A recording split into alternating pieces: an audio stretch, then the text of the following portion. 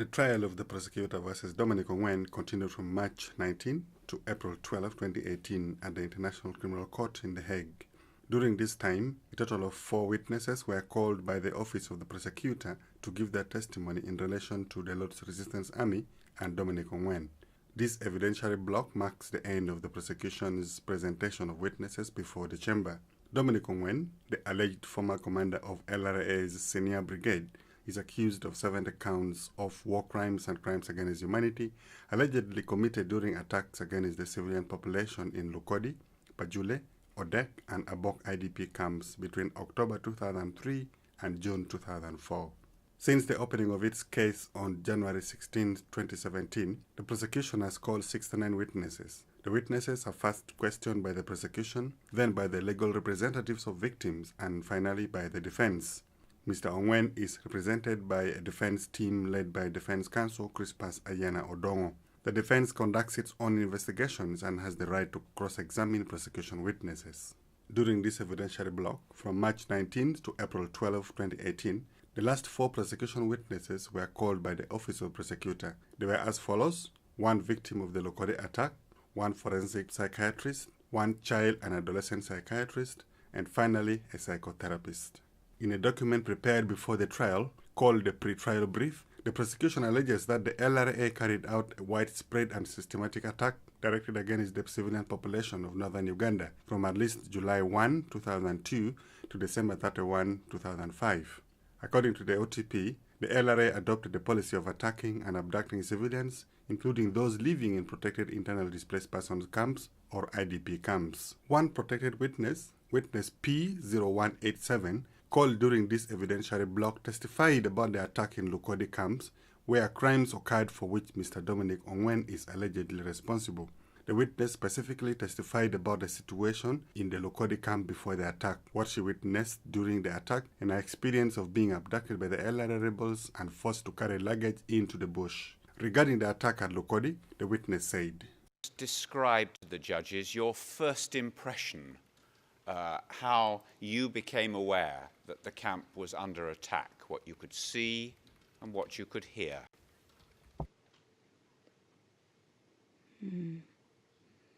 Therefore, well, thank you. For me, we had lunch, but I must say that I'm not sure about the time that we had lunch. It could have been 3 o'clock. I went to look for something to cook for the evening meal, so I went and bought some vegetables. I cycled and went on a bicycle, and I was able to purchase some vegetables. Then I returned. I was cycling, and then I met some people who were fleeing, who were running, and they were making a lot of noise. I met them and I fell down. People were running. There was a lot of ups and downs. They first dispersed among the houses of the people who were in the camp, and others went to the barracks. What made me realize that they were soldiers was that when I started to flee and go back home, to run and go back home, I heard there were gunshots already, and then I saw some houses being touched. When I heard that there were bullets already being fired, I feared that I would probably be hit by a stray bullet, and decided to enter a house. And then woman number 1 came and entered the house, and also number 2 joined me. And we asked ourselves, what will we do? There was a lot of commotion, a lot of shouting taking place. It didn't take long, and all of a sudden there were fires that were burning on people's houses. We were worried that we would also get burnt. And then some 6 rebels came, and they were shouting that it seems there are people here, but they proceeded and they didn't enter the house. We remained there. It was now coming to about 6 p.m. and getting dark. When it got to about 6 p.m., we wanted to get out. And then 3 soldiers came. The reason that made me think they were soldiers is because they were wearing army uniform. Others were wearing green army uniform. One of them came and entered the house and said, "You people will all die today. Why did you enter the house?" We could not answer. They told us to get out. We were ordered to get out. There was a sack of sorghum that was on in the house. He threw the sack of sorghum down and found a tin that was behind the sack. He got it and shook it and told me to push the tin on a piece of cloth which was on his back. There was a way that they dressed. They tied some cloth on their back and as if they were carrying a baby, but that was to carry luggage. I pushed that tin inside that cloth. We entered the house. They told us to carry cooking oil, beans, and flour. And they ordered us to get out and carry those things. They told us that if anyone tried to run, they would be shot. I was afraid and was shaking. I undressed part of the dress that I was wearing and removed the upper part and tied it on my waist. I was shaking, and these other women who were with me entered the house and carried the things that I was supposed to carry and gave it to me, and they also carried their own portion. When we left, they touched the house. They touched only one house, and someone started shouting from the western side. When they heard people shouting, one of those three went and shot that person who was shouting, that boy who was shouting. They shot him dead. We were also seeing like that. We moved for a short while, and while these women were still removing other items from another house, they saw a woman who had a girl about the size of her waist. They shot the woman. They shot the girl and killed her, and they shot the woman on the knee. We continued to collect more items from the houses. I was also carrying beans, which was really about 2 basins and a half, and also cooking oil, about 10 liters. But the other women who were moving with me were carrying bigger loads since they were younger than me. Every time we passed and every time they removed things from the houses, they would touch the houses from where the items were removed. Those soldiers were the ones who were touching it. When we reached towards the end of the households, they got a rope and tied on the left wrist, on my left wrist. I was carrying on my head about 2 basins of beans, and on my right hand I was holding some cooking oil, about 10 liters. We kept moving, and we bypassed the whole camp. Then a helicopter gunship came. For me, I was not able to move fast. The other 2 women were moving ahead. One of the soldiers was following me from behind.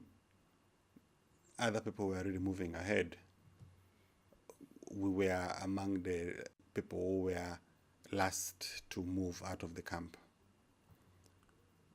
When the helicopter gunship came, he told me to put down the luggage so that the helicopter gunship doesn't see and shoot. I asked him to help me cut the load down from my head because it was too heavy. He threatened that he would beat me because a soldier does not help to carry a load from a civilian's head. He told me that he would beat me and insulted me that I was fat. He pushed me and I fell on my back. Then I felt something on my stomach. And then on my hand, on my wrist, which had been tied, I could see something like a wound already on my wrist. On my stomach, I could feel that I had got something painful. I didn't realize that I'd been wounded. Some of the beans had poured down. When asked about the presence of the UPDF soldiers during the Lukodi attack, the witness explained that she saw them hiding on a hill away from the camp rather than protecting people in the camp. The defense of the accused questioned the witness about her victim application form that she completed before her appearance in court, as well as her testimony to the prosecution. Defense counsel Mr. Charles Achaleke Taku mentioned that on her victim application form, the witness stated that when the attack happened in Lukode, she was in her house, whereas in her testimony before the court, she described that she was in a small market and she later ran into one hut to hide. Can you tell the court why you stated in your victim application that you were in your house when the attack took place? That's not correct. The information that I was in my hut is not right. What I'm telling you now is the truth. And I think that is what should help you to establish the truth. The truth is that I was not in my hut, I was not in my house. I ran and entered another person's hut. What was written in the form is not what I said. I am not the one who filled that form. As for her experience after she returned from the bush, the witness testified that she was directly sent to the hospital without having the chance to go back home. In addition, during her stay in the hospital, she was not questioned by the local police. Before concluding her testimony, the witness was asked about several geographical locations and distances in her area. She was also asked about her medical record, and that part of her testimony was conducted in private session. In the prosecution's pretrial brief, the prosecution states that the accused provided notice under Rule 79 and 80 of his intention to raise affirmative defense under Article 31, 1A, 3, and D4 to exclude criminal responsibility for the charged crimes. During this evidentiary block, the prosecution called 3 expert witnesses who testified, among other things, about the mental state of Mr. Dominic Ongwen between 2002 and 2005, the period during which the crimes he is charged with occurred. Prosecution expert witness Professor Gillian Maisie, who also used the pseudonym P0446, testified from March 19th to March 20th, 2018 in The Hague. A forensic psychiatrist by profession, Professor Gillian Maisie has both academic and clinical experiences at various institutions and organizations. She has also participated in many cases as an expert witness. She answered questions posed by OTP trial lawyer Colin Black. During her testimony, she testified about her professional career, her report that she produced for the prosecution and the material used for drafting her report, the concepts mentioned in both her and other expert witnesses' reports, and the mental state of Mr. Dominic Ongwen during the time he allegedly committed the crime. Professor Maisie testified about her qualifications as a forensic psychiatrist, as well as her experiences examining people from different cultural and ethnic backgrounds. She also explained several concepts, terms, and mental disorders such as PTSD, PTSS, complex PTSD, depressive disorder, dissociative disorder, dissociative state, and several other psychiatric examination methods. When asked about the accused's mental state for the period when the crimes occurred, Professor Maisie concluded that for number one, I think what we're seeing there is that Mr. Ongwen had a degree of knowledge and agency over what was going on. So he was issuing orders. I think this also applies to number two. He was issuing orders and commands. And in fact, if I can make a general statement, and then I'll illustrate them by different numbers, if that would help. I think many of these extracts refer to the fact that Mr. Ongwen was in many cases giving commands or giving orders, that he was not directly under the command of anybody else, and that suggests a degree of control and a degree of agency. It also negates any suggestion of duress, that is, an individual, in a sense, being coerced to commit acts for fear of violence to themselves or harm to themselves.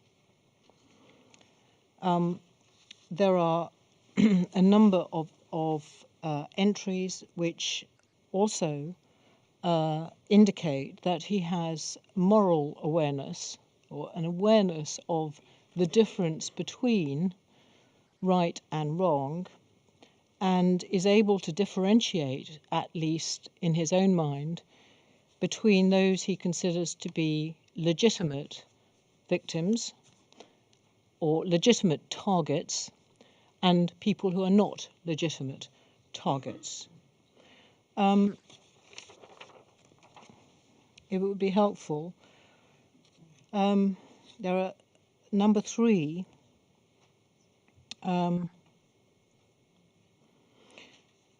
Number 3 seems to me that here he is describing a man, Mr. Ongwen, who rises up through the ranks because of his ability as a fighter, because he is respected by the men, and that's repeated by several individuals, and who is, I suppose, regarded as being solid and reliable.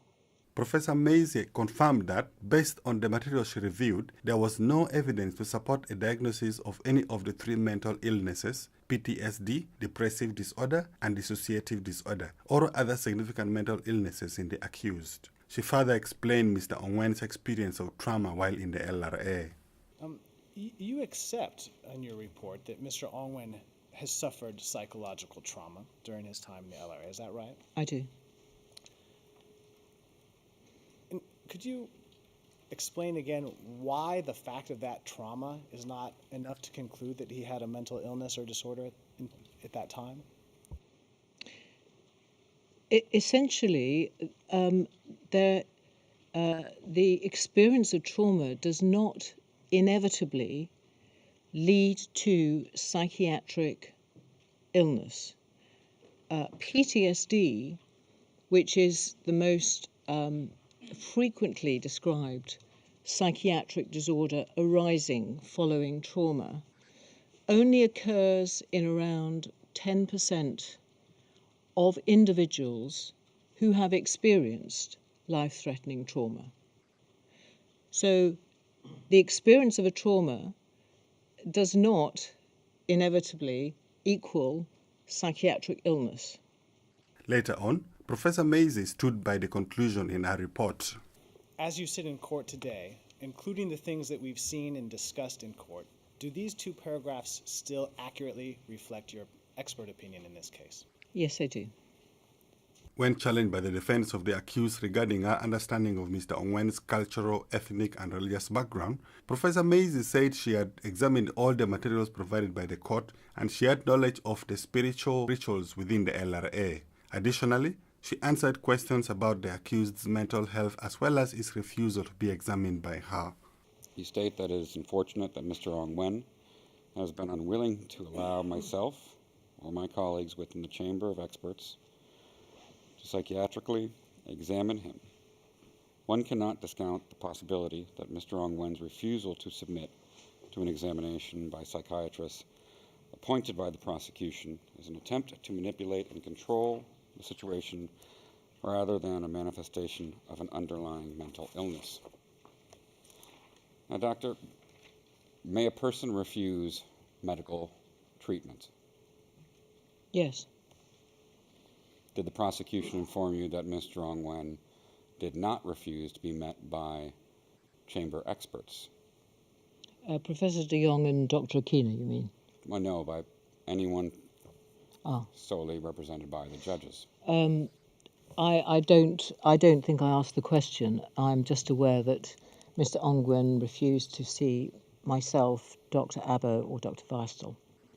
The third witness during this evidentiary block, Dr. Catherine Abbo, who also used pseudonym P0445, testified before the chamber for 3 days. Dr. Abbo, a child and adolescent psychiatrist specialized in the cultural influence over mental illness, testified about her professional qualifications, the different aspects of her report that she produced for the prosecution, her comments on Dominic Ongwen's mental health, and her ultimate conclusion on the matter.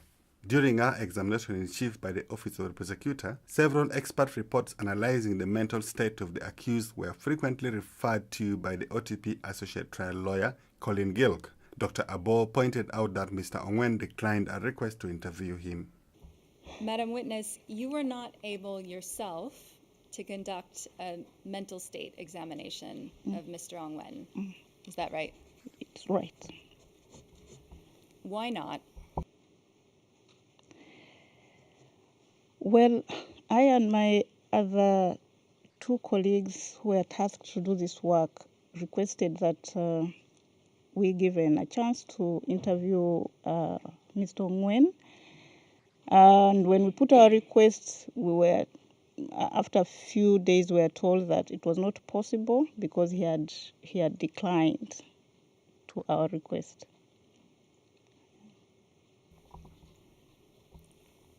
How did that affect your ability to assess his mental state?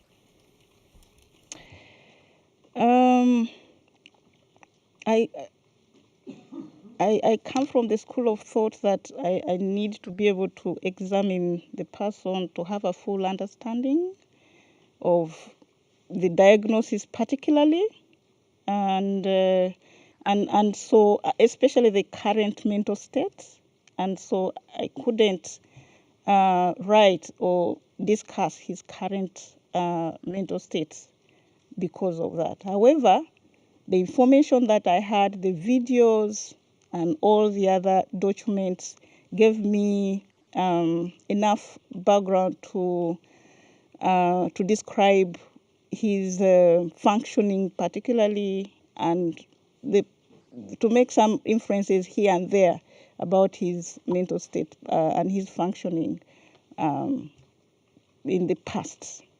When asked about the accused low IQ test results, Dr. Abo said that Mr. Ongwen was thoughtful and able to understand, which was proven by the way he reasoned and the way he made references, even about culture. Regarding the accused's coping mechanism in the bush, You conclude that, quote, just like street gang socialization, there was bush socialization for Mr. Ongwen that could have helped him to cope. How might bush socialization have helped Mr. Ongwen to cope?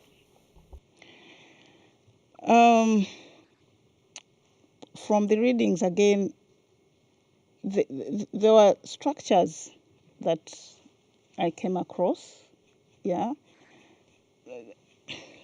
There was a leader, and they had rules, yeah, and which rules were followed. Do not drink, read the Bible, and so these are the same things that ordinary community also use to cope.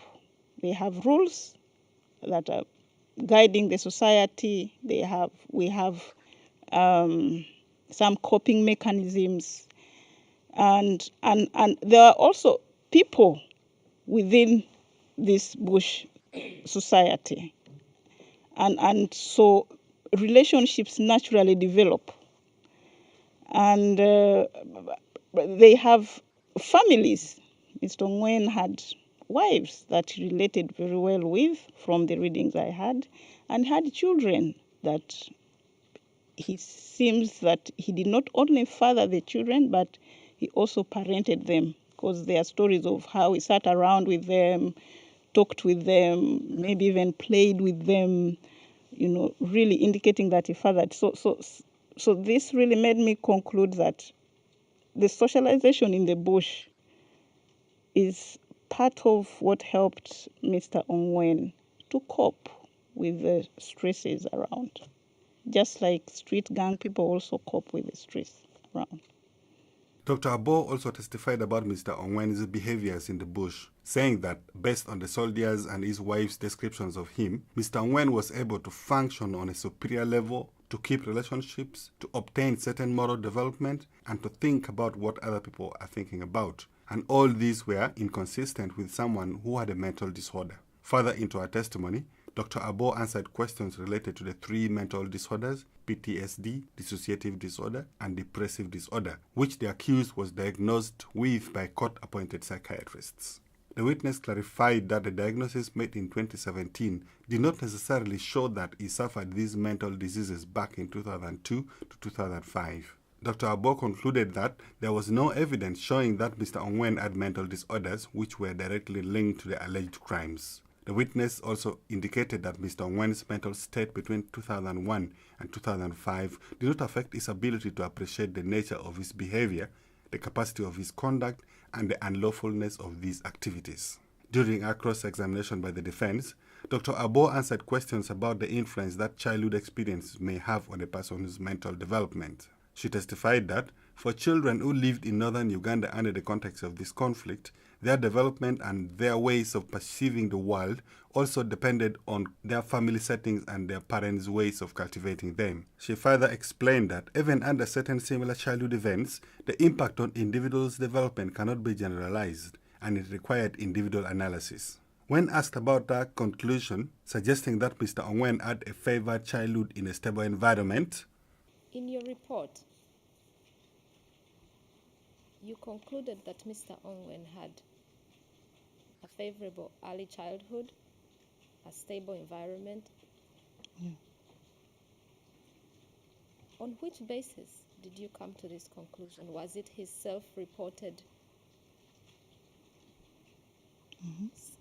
That's what it was?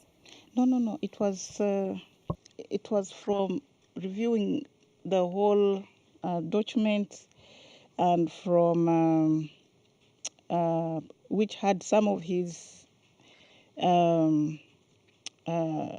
input from the expert reports that I had. Particularly, Professor de Jong's report was really detailed in terms of his early upbringing, where he tells stories, and also from the fact that from the assessment of his interactions, his abilities, what he's been able to achieve, putting all that together, it is the most likely thing that it was his early childhood.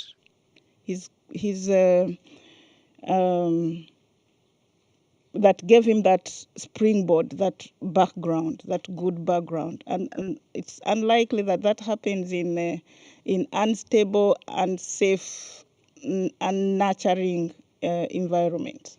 Dr. Abo also answered questions about the mental state of children abductees in the LRA.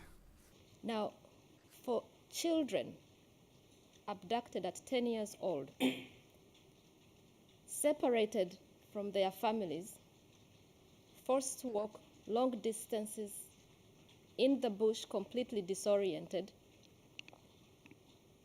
without the hope of returning, of course, at that point. And for Mr. Ongwen, at some point, even knowing that your parents have been killed. How does that affect one's mental state? Even, sorry to interrupt, even without what we call the trauma of observing horrific events, just that separation and the disorientation, eating strange food, now having to socialize with strange people that you have never met in your life. What does that do? That, of course, sounds very unpleasant to anybody who is hearing it and who is experiencing it.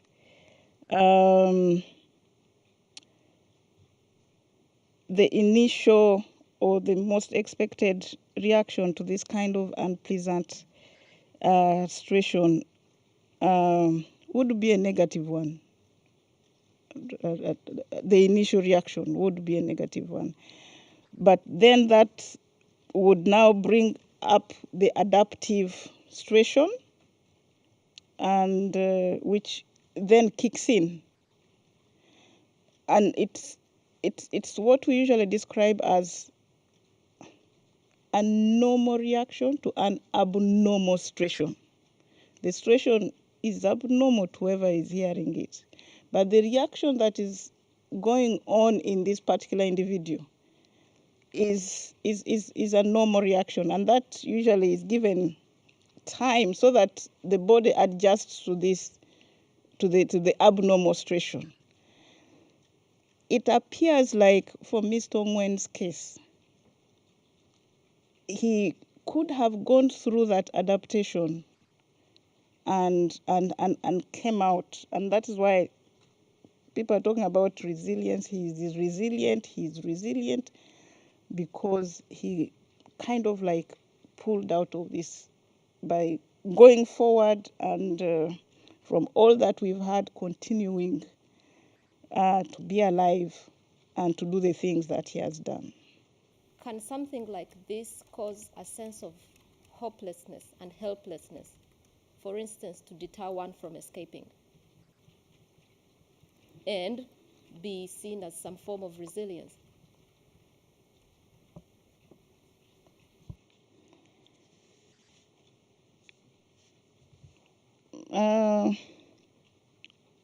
It could be, it was of course meant to be a deterrent so that they don't escape.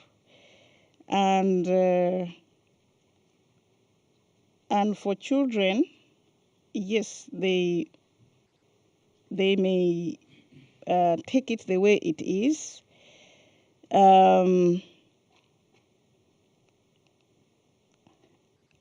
But again, it also depends on their perspective, or the way they perceive it, and the way they look at it. If, for example,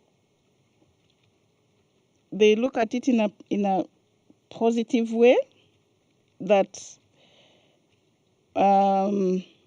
this is what we are fighting for. This is something that is going to turn out to be positive in the end.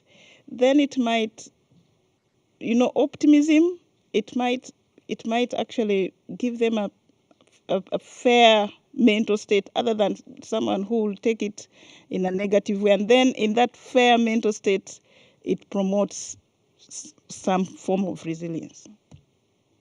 Mr. Ongwen's rapid promotion in the LRA was also discussed in the courtroom. Dr. Abo explained that during that period, Mr. Ongwen had shown his loyalty and braveness, and this promotion was a positive reward. Now, the information available is that Mr. Ongwen got the alleged rapid promotions after the LRA was driven from Sudan back into Uganda. And there is also information to suggest that most senior LRA soldiers, after that operation, were killed, were injured, and some surrendered to the UPDF. Now,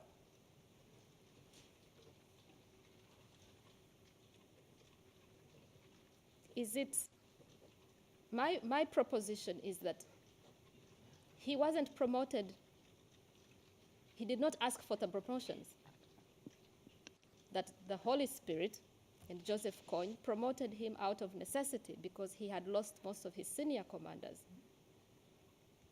Do you have anything to comment on that?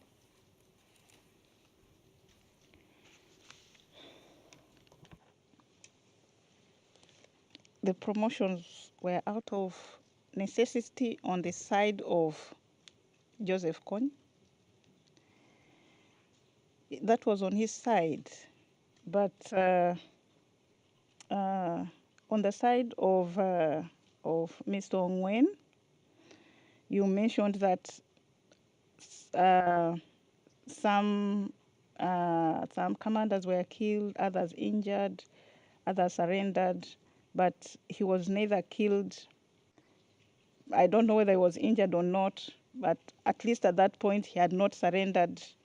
And what message does this give to the leader?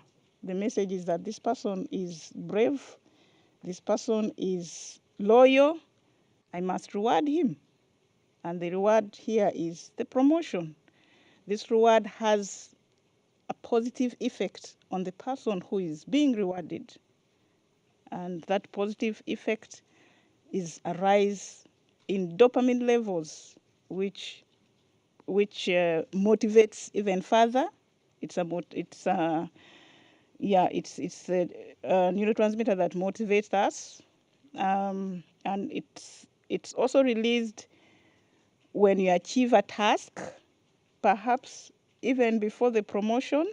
If Mr. Ongwen was one of the leaders here during Iron Fist, and I don't know whether they considered themselves as they had won, but he makes statements as always winning, always on the target. All those statements point to the fact that his dopamine may have been rising each time, when you achieve a task, So on Ongwen's side, there was definitely motivational factors here in terms of rising his dopamine and making him even work harder. And he works harder, then he gets more promotion, and it goes on and on. Yeah. Dr. Abo concluded her testimony confirming that she assesses people from a holistic view, meaning assessing childhood experiences which affect adult life experiences later on. The final prosecution witness, expert witness Professor Ronald Weierstell, who also used the pseudonym P0447, testified during this evidentiary block. Professor Weierstell is a professor of clinical psychology at Hamburg's Medical School, University of Applied Sciences and Medical University. He is also a licensed psychotherapist with both teaching and research experiences and has published several reports in various medical journals. While answering questions posed by OTP senior trial lawyer Adesola Adeboyejo, Professor Weierstell testified about the report which he produced for the prosecution after reading through several other experts' observations on Mr. Ongwen's mental health as well as other materials that he received from the OTP. Professor Weierstell testified that there are two classification systems used in psychology to determine if a mental disorder can be diagnosed or not. The two systems are DSM-5 and ICD-10. In his report, he used the ICD system of classifying mental disorders. He explained that he did not examine the accused because his request was denied, and the source of information for his report came from three expert observations: Professor De Jong, Professor Obuga, and Dr. Akena. He also used other material provided to him by the prosecution to produce his report. Regarding details of his own report, Professor Weierstell first of all defined a medical disorder such as trauma, aversive detail, PTSD, MDD, dissociative disorder, and dissimulation. Regarding the accused being potentially exposed to one or multiple traumatic events during his time in the LRA, the witness said, So my first conclusion was that I have no doubts that living in this war scenario might have resulted in being confronted with potentially traumatic events that later in life could have also resulted in a development of a psychopathological disorder. When asked whether the accused suffered major mental disorders between the 2003-2005 period, Professor Weierstell said that there was a possibility that Ongwen suffered from a mental disorder and there were signs of mental disorder, but none of the material he had supported this. The three experts, De Jong, Obuga, and Akena, said in their reports that the accused suffered from PTSD, MDD, dissociative disorder, but Professor Weierstell testified that these reports did not support that Ongwen had manifested his symptoms. Professor Weierstell went on to explain in detail that he calculated the number of dissociative symptoms or episodes which Mr. Ongwen experienced between 2002 and 2005 and found out it was only 8 episodes, which surprised him. He also testified about Mr. Ongwen's suicidal attempts due to depression. Let me move to page 18 of your report. And the first bullet point there, where you noted the number of suicide attempts which Mr. Ongwen reports having made while he was with the LRA. What would be your observations on this? I was very surprised to hear that Mr. Ongwen really reports 8 suicide attempts, because when you have, usually when you are faced with people suffering from severe depression and that have acute suicidality, then I can be sure that when they leave the room, they will kill themselves, and they will manage to kill themselves. And that we really have to try hard to prevent these people from really committing suicide. And 8 serious attempts is quite a surprising number, because I think if it's really true that Mr. Ongwen had the wish to die and he really made this decision, then I think it's for me very uncommon why he survived all the 8 attempts. And this was something I also realized, where I would say a severe, it doesn't match with the clinical picture of a severely depressed individual. And it's the same with, for example, that in the beginning of the report, is it said that all the interviews lasted several hours. When I do a clinical assessment with a severely depressed individual, then maybe after 10, 15 minutes, my patient or my client will be exhausted, especially when you talk about trauma, for example. Yeah? And these were some concerns I had and some mismatches that I think were in the reports that I have written, and that's why I thought it's important to mention them here, as they influence the conclusion that I can draw in the end. The significance is the trauma-related avoidance, because people that suffer from PTSD tend to avoid trauma reminders. If I see, for example, a car accident in the street here, I would try everything to avoid walking through the street, because whenever I walk through the street, I'll be reminded of the things that happened. So if I suffer from PTSD and have bad memories from seeing people being killed, then I would try everything to avoid more trauma reminders. And this means that this also impairs my ability to fight. People that suffer from PTSD, they are not functioning properly. Also in the military, if you have someone who suffers from PTSD, you wouldn't send him to the front line, because he will make mistakes, he will suffer from hyperarousal, which means that he's not able to follow orders. That means that he is not even able to control a weapon when you have a shaking hand because of your anxiety symptoms. And this means, or for me, my conclusion was that when he, and there's some other quotes where it said that Mr. Ongwen was a good fighter, and this was also the reason for promotion, then this means that, or for me the consequence, or my conclusion was that then he couldn't have suffered from severe PTSD symptoms or severe depression, because this would have prevented him from acting out this behavior. Professor Weierstall commented on Mr. Ongwen's remorseful character, saying, "For me, this quote is significant because the question was if some moral reasoning is possible for Mr. Ongwen. And then feeling remorse and feeling guilty means that he must have at least an idea of right and wrong. And otherwise, if I don't have this distinction between what is good and what is bad and what should be done and what should be avoided, then I wouldn't also feel remorse. Why would I feel guilty if I don't think that anything I have done isn't correct? So this means that I need a concept of right and wrong." Mr. Ongwen's defense questioned Professor Weierstall about his report, his qualifications, and finally Mr. Ongwen's mental state. I don't know, Professor, whether you are told that my client, was adopted at the age between 9 and 14. Mm-hmm. Yes. So would that be the kind of age? I mean, what would be your assessment of the impact, trauma impact on him at that age? Mhm. To link this question to the case of your client, we don't know the individual development Mr. Ongwen has gone through.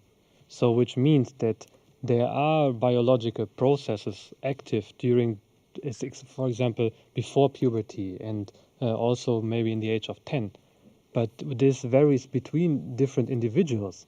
And if he has developed a bit faster than age-matched other individuals, then this might have had a different effect than on others. But I can't say that in this individual case we can expect these and that disturbances just because of trauma.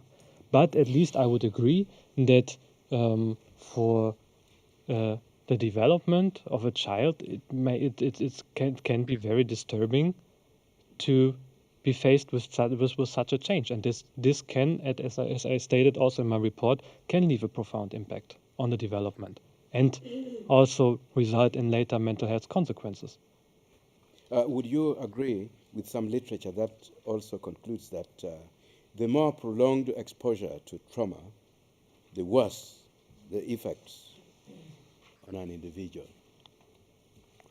I would absolutely agree, as we also know that chronic exposure to stress or the chronic neglect is also is as devastating as how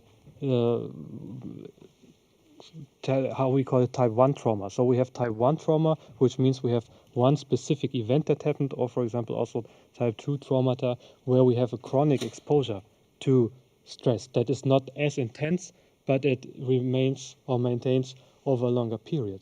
And both is something that seriously affects your mental health. And in the case of Mr. Ongwen, it was both. It was not only exposure to one or two single incidents, but also this happened over years. So of course, the breeding ground is there. Where that's why I expected, okay, if you have experienced this, it could have been possible to develop a mental disorder. But the development again is a second step. I have I do not doubt that it could have been a breeding ground for the development of a mental disorder. And Professor, would you say that these effects can be recurring in individuals? Yes. Professor Weyerstall also answered questions regarding the LRA's rules and regulations and how that affects individuals mentally.